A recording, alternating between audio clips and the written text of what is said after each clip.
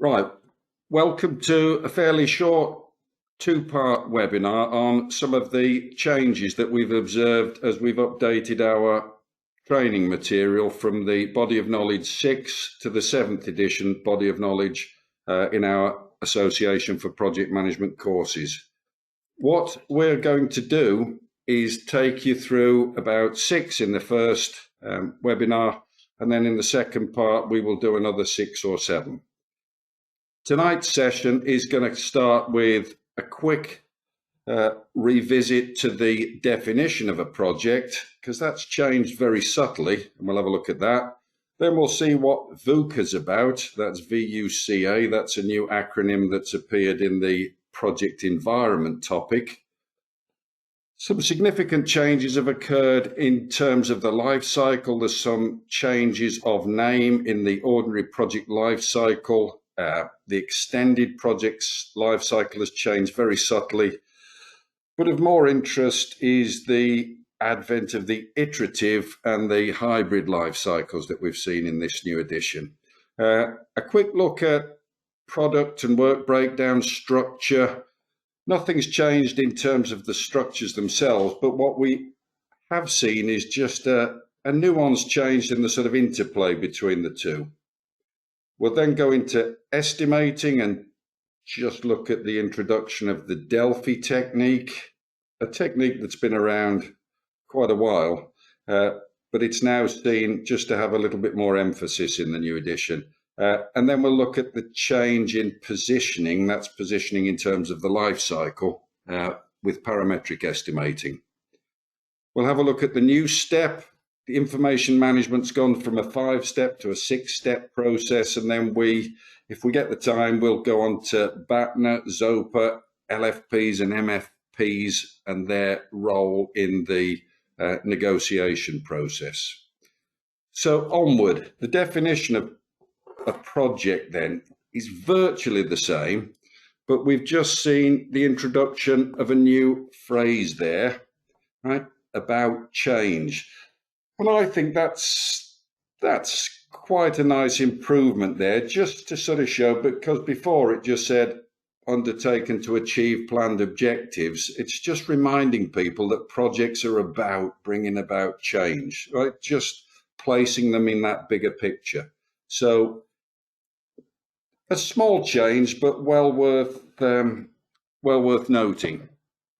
When it comes to the project environment or project context, and we have to think about, okay, where is this project being created? What's the environment? Is it a project? Is it a program? What sort of sector is it in? We were familiar with the PESTLE and the SWOT tools, that's political, environmental, social, technical, legal, and environmental considerations. Looking at strengths, weaknesses, opportunities, threats to help you sort of tailor the options you've got considered in the first part. We're now seeing the advent of VUCA, and that stands for volatile, uncertain, complex, and ambiguous. And this is just giving us a heads up in the newer world where we're starting to see a lot of unpredictability and chaos, or there was always that unpredictability and chaos, but it's more relevant and we're starting to embrace that. And what we're trying to do is think about just how much of that uncertainty and volatility there is in the environment and what we can do about it, and measures we can put in place and mitigations when it comes to setting up the approach for our projects. Now then, the detailed bit is project life cycles. And I'm going to hand over to Paul here, who's just going to take you on a few slides through some of the new changes that we're seeing in terms of life cycles. Paul. Hello there. Yeah, linear life cycle was in all previous body of knowledges. The waterfall, and as it says there, a single pass through a distinct set of phases, completed end on end and spanned from concept to eventually the output's been handed over, we have an outcome in the business, the change in the business, and some benefits are being accrued. That linear life cycle as framework has remained exactly the same, but they have renamed two of the phases.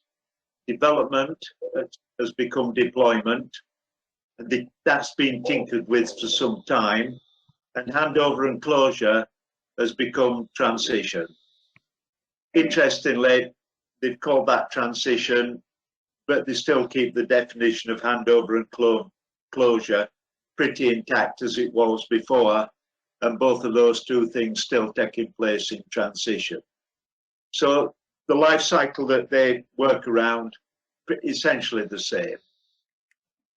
The extended project life cycle has changed. It always had benefits realization, and I will stay with that for a moment.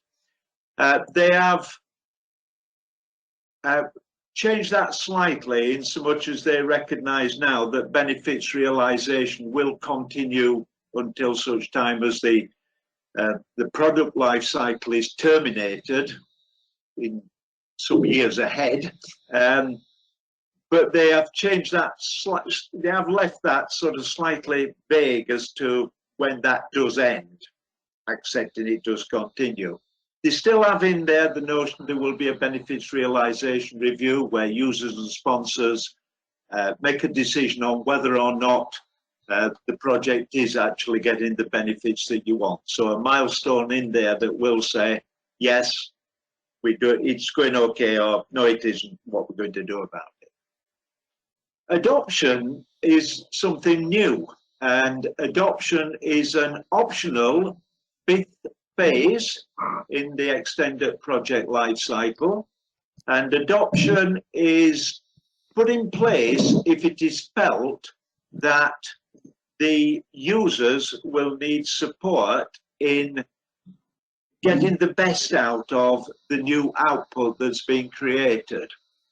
And Leeds City Council, who we've done a fair amount of work with, were ahead of the pack on this, because when they created a new building, which changed the way people work, a lot of hot desking, etc., they actually had an adoption phase without knowing they had one, because they put people in place to make sure that the people using that were actually getting the best out of it, booking rooms, sorting the desks out, etc.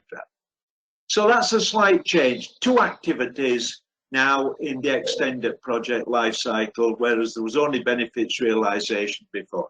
And that seems to be a very nice addition, that notion of getting people to think about what will happen once they move that project into use. This is new, an iterative life cycle. It's agile, for want of a better term, but they've called it the iterative. Iterative simply meaning things repeat until you get it right, or not, as the case may be. And it's a recognition that this is being used extensively. It was once in the realm of largely IT projects, but it is now getting used more extensively. So here we are having some phases repeated. We've got that uncertainty of what we're going to achieve. We're allowing the objectives to evolve as we are carrying it out. And it's quite nice that this has come in, because it is being used extensively. So the iterative life cycle, straightforward. Pre-project, high-level vision, just the organisation deciding on which projects to do. So that's just the organisation saying, here's our ambitions. And this is all about speed and getting things moving quickly. Feasibility, just looking at this from a technical and business perspective, much less time than you would spend in concept. Very, very short time here in terms of does the business need it, and do we think there is a solution there? Foundation, this is where there's a little bit more work on the business rationale and on the being sure there is a potential solution. But all of these are fairly rapid fire, fairly short. And then that notion of the evolutionary development, where we are going to have the scrums, the scrum master, time boxers, short, sharp iterations, producing outputs, not complete outputs, partial outputs. And we've done one. Okay, can we hand it over? Yes, it goes into deployment, into assemble. What are we going to do next? And that rapid development there. So scrums, sprints, time boxes, language that's all about agile. Deployment here is taking the outputs, the mini outputs as it were, reviewing if they're working, and as and when there is sufficient to hand over to the organization, hand them over, put them into use, get the users using them. And then post-project is a review really of how well have we done. But the principle here is that even at post-project, you might decide, actually, we want to do some more and go right back to foundations and then go back through the cycle again. That is something that would not happen in linear. Very different thinking, but a recognition of what's changed within the profession. Can I ask a quick question? Yes. This is what I may have missed. When do you, so I don't remember all these life cycles on the PFQ. Don't yell at me. With that one being new, when would you use that? Like what kind of project would you be working in an agile project? One where you were not sure what you were able to achieve. You know you want to achieve something, and you know how much money you've got to spend, but you're not sure what you'll achieve in the time. Or one where you're wanting to get some fast results into place very, very quickly, because one of the things here is in a linear life cycle, you cannot wait. The linear life cycle, the benefits all come once you've handed the outputs over. Agile, you are getting benefits coming as you put things into practice. And yeah, much of the progress that has been made in the response to this pandemic has been using an agile way of doing things. Yeah. Because you could not have gone through all of that detailed planning, let's do it now. You need it to get a response very, very quickly. Yeah, okay, that makes sense. That's fine. Lovely. Yeah. No, that's good. You wouldn't have seen Iterative before, and you wouldn't have seen Hybrid before, because they're brand spanking new. Hybrid life cycle, mixture of both. And hybrid, we have put the iterative bit in deployment, but realistically, the iterative component could apply in any, we wouldn't apply in transition, but it could apply in concept, say, to look at options. It could apply in definition to get ideas. And we put it in deployment because that's largely where you're creating output. But it's the notion of bringing the waterfall and the agile together. And at this point, Mike's going to start writing on their Wagile, because you might see that term Wagile, which is a mixture of waterfall and agile. And that is principally where organizations are wanting a certain element of a little bit more governance and a little bit more decision making about what's happening before you move to the next phase. Okay? Cheers, Paul. When it comes to scope management, we still have the product breakdown structure and the work breakdown structure. And years ago, we would primarily talk about the work breakdown structure when we were considering scope. Excuse me. But what we see now is a significant emphasis on the PBS and seeing the PBS first. So we're breaking the project down into outputs, deliverables, or products. And then the work breakdown structure comes on the back of that. And if you remember where we are in the second phase of the life cycle. So the PBS and the WBS, second phase of the life cycle is primarily about developing the PMP, the project management plan, where you're trying to figure out what it is we're doing, when we're going to do it, who's involved, how much, where, how we're going to do it. All of those questions we're thinking through. The PBS and the WBS, big focus on what. Like I said, PBS first.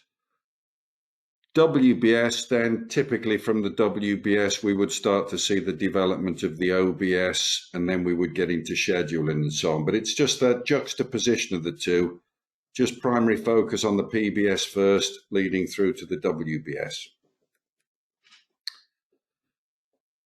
Straight on to estimating and parametric estimating. What we've seen, we used to talk about parametric estimating with a big focus on its involvement in the first phase of the life cycle, where an organization would keep data on lots of previous projects and take a given parameter per square meter, per linear mile or whatever, and be able to do you a high level estimate for that concept phase, for that outline business case document. There's a definite push or change of emphasis within the BoK 7 material to suggest that parametric, and it's true, I think we would still see value in the first phase, but there's definitely more emphasis on its involvement in the deployment phase now, where we are actually doing the work and getting the fine, detailed estimates, where we will have prices from previous projects, archived information, and we can give you prices per square meter of brickwork or per meter of linear pipe runs and so on. So much more of a significant change. Principle is the same in terms of how you arrive at it. It's the emphasis on it in the deployment phase instead this time. One of my favorites was and is information management, because I used to say it's dead easy to remember it. Can't see, Dad, and that's the way you remember it. And over the years, lots of people have said, I still remember that, Mike, even 10 years later. And I was mortified when I found out they'd put an extra step in it. So we've had to change it to can't see Colin's dad now. I don't know who he is, but we think it's going to work. And you might remember that the can't see dad stood for collection of information. So we're gathering information in, which we do all the way through the project life cycle. We need to store it so people can get hold of it. We need to store it. We need to take account of people's level of authority and permissions and so on, like we do in SharePoint. We then have to give information out for meetings, SMT meetings and the like. Some information we archive because we're going to need it later. Some information we would destroy if it's obviously confidential or if it's no longer of any value to the organization. Got intermediate C now, so the second C in the CSC DAD stands for curation. And we've got, that's sort of fair enough there, but that's stipulating how we manage the data now. And that's going to stipulate things like we can keep this data for this amount of time with regard to that given topic. So it's just organizing and managing the data over a period, and it will stipulate things like after 3, 4, a given number of years, we will take that information out of circulation and destroy it. So that's what curation's about, that notion of an overall management process associated with the information that the organization manages over the course of a project life cycle. BATNA and ZOPA and MFP and LFP. And we were being silly there because we put FAB on the end of that. Most of you, I reckon, are far too young to know what FAB is, but Paul knows. So Paul's going to take you through that. Feel free to chip in, anybody, if you do know what FAB is about. Okay. Total quiet there. So to you, Paul. They're all too young. They'll be trying to get some from the charity shop when we've finished. This is all about preparing for a negotiation, and they've introduced two terms, ZOPA and BATNA, and but also the MFP and LFP. So look at party one up at the top there. They're entering into a negotiation. They will have their most favourable position that they want to get, and they will have their least favourable position, at which point they're going to walk away and say, we can't negotiate here.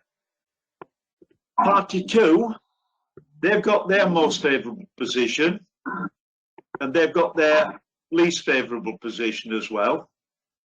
And in between there is this ZOPA, the zone of possible agreement.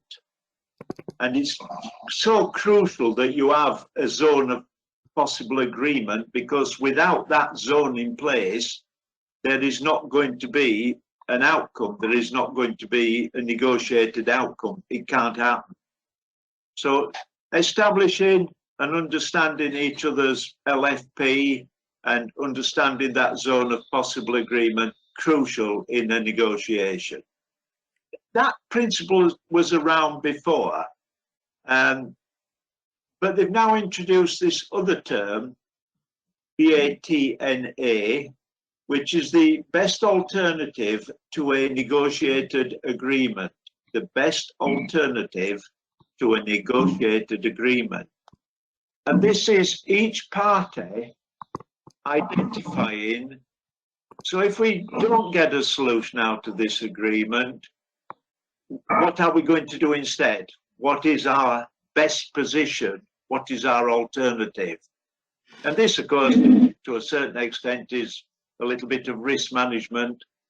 We fail in the negotiation, we've got something else that we'll put in place to do it.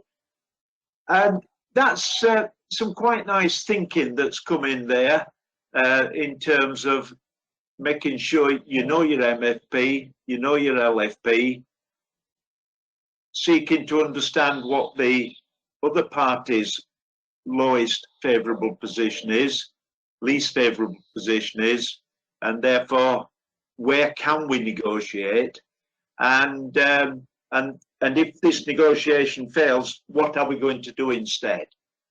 So I rather suspect that you'll start to hear that language being used when people are negotiating. And of course, the other language that you will hear, which they have put emphasis on this time, is the notion of win-win, because in that zone of possible agreement there, that is where you're trying to get a win-win situation, an outcome that both parties are happy with, which is sustainable and where they can work happily together. So a little bit of new language.